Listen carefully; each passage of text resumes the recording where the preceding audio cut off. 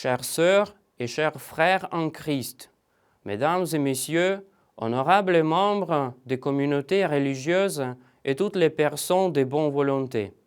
Je vous porte aujourd'hui la voix qui hurle dans le désert.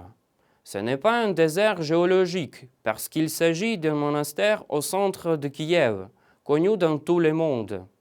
La lore des grottes de Kiev étant l'un des principaux centres culturels et religieux du monde, devient un désert de la démocratie.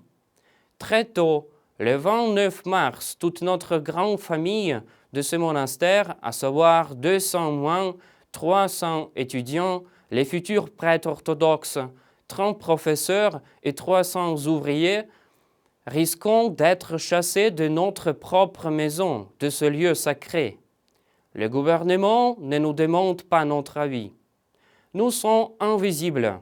Voilà pourquoi notre voix est dans le désert. Je suis archimandrite Filaret Volochine, vice-recteur de l'Académie et du séminaire de Kiev.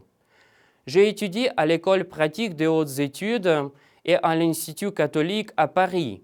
Grâce à cette riche expérience des professeurs français et francophones que moi personnellement et nos séminaristes avons absorbés, nous avons commencé à développer les études patristiques et théologiques en Ukraine.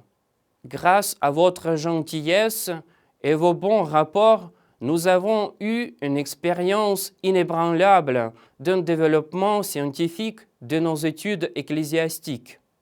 Mais maintenant, nous n'avons même plus l'espoir sur notre existence.